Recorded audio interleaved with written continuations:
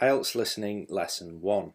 In this lesson we'll just quickly cover some basic information and some general tips about the listening test.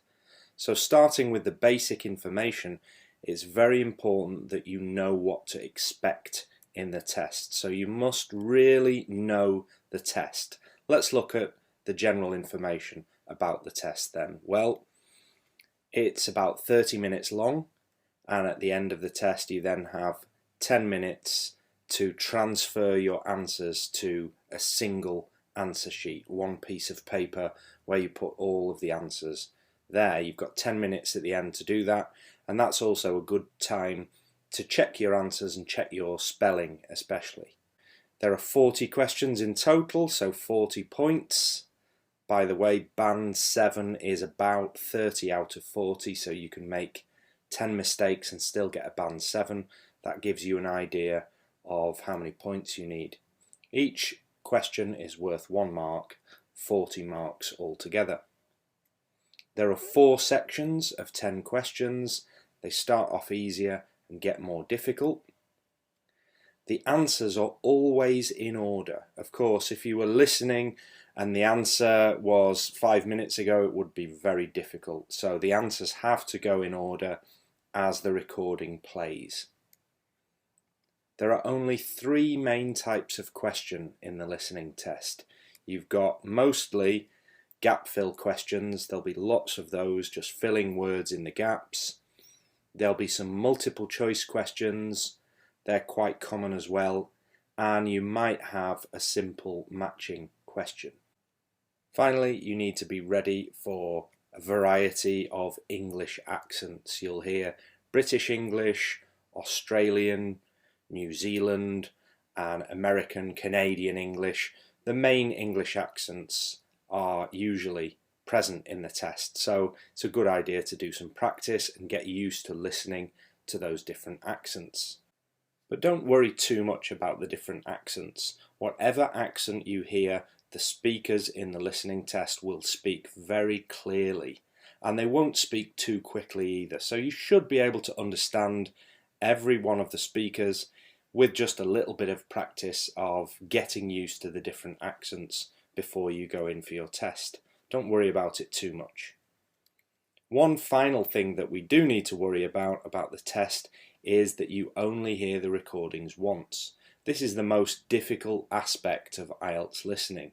If you had the chance to hear the recordings again a second time, you could get any answers that you missed the first time, but you don't have that chance in the listening test. Once you've heard it and it's finished, if you've missed the answer, you've missed it. You don't have another opportunity. Now let's move on to looking at the 4 sections of IELTS listening in some more detail. Starting with section 1, you will always hear 2 speakers in section 1, and they will be having an everyday conversation. Nothing academic. It's always an everyday conversation, like making a booking in a hotel or for travel, or maybe joining a library, something simple like that. And one of the speakers will give basic information to the other one. So you might hear, for example, a receptionist in a hotel asking a hotel guest for their basic details. And you'll have to do a simple gap fill, filling in some missing details where there are gaps. And those details might be very easy things like names, addresses, dates, times and numbers. Easy information that's missing.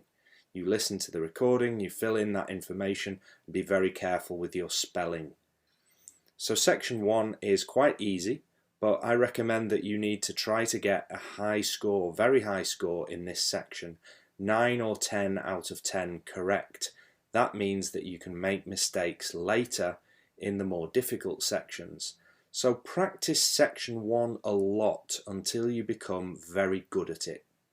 Before I tell you about section 2, let's quickly look at a key technique for IELTS listening, and that is using the breaks to read ahead.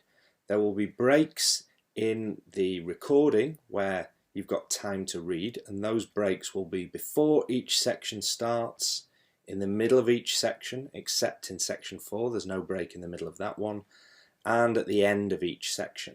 When you get those breaks, that's your reading time to prepare the questions that are coming next. Don't look back, don't check what you've just done, that's a waste of time. Always read ahead. Okay, let's go on to section 2 now. In section 2, use all of the break time at the end of section 1, of course, to prepare for this. You're going to hear one speaker only in section 2, and this speaker will give a short speech about a non-academic topic like tourism, a park, some local facilities. You'll hear this speaker speaking, and you'll have to do a gap fill, or maybe some multiple choice questions, or maybe some matching about what the speaker says. There's a break in the middle of section 2, so you'll only have to prepare maybe 5 questions at a time. And section 2 is still quite easy, so I recommend that you aim for a high score. Practice section 2 a lot until you become good at it before you worry too much about sections 3 and 4. Let's move on to section 3 now. In this section, use the breaks. Use the break at the end of section 2, of course, and the break in the middle to read ahead and underline keywords that you might think you should listen for. You'll hear 2 or 3 speakers, probably 2 main speakers and maybe even a third. Could be, for example, a teacher with 2 students. So this is a little bit more academic. They're supposed to be talking about academic topics here. A conversation related to education or training, for example, a tutor with a student. There'll be a gap fill or multiple choice, and the multiple choice questions in this section can become quite difficult.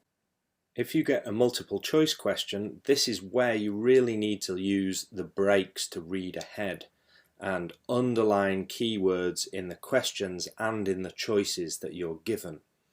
But remember, when you're listening later in the recording, you're going to listen for keywords or synonyms. That means you might not hear the exact words that are given in the question. You might hear a similar word. So, for example, if the question contains the word lesson, don't be surprised if you don't hear the word lesson in the recording. You might hear the word tutorial or seminar instead of the word lesson. So be aware that you're underlining keywords in the questions and choices, but you might not hear those exact words. You might hear synonyms. That's important, especially in sections 3 and 4. So this is a difficult section, so you might only aim for 6 or 7 correct answers in this part. If you've done very well in sections 1 and 2, you can make mistakes here. And it's the same in section 4. Let's look at section 4 now. Use the break at the end of section 3 to read ahead. You've got no break in the middle of section 4, so you need to read and underline as much as you can in the break at the end of section 3. Underline keywords, remember. There's no break in the middle, as I've said.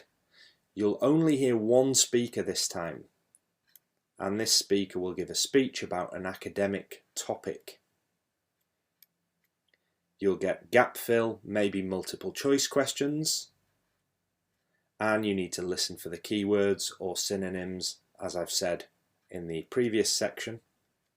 This is difficult. Section 4 is supposed to be the most difficult section, and the reasons are that you'll hear faster speech, there'll be more content, so there'll be extra information which doesn't necessarily contain any of the answers. You might hear, for example, a whole 30 seconds or even longer of speech without any answers being given by the speaker.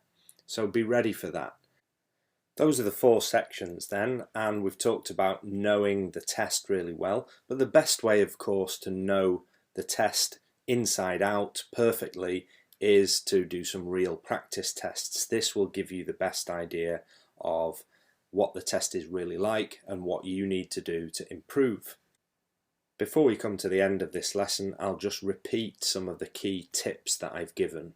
The first main tip was to read ahead during the breaks, only check back at the end.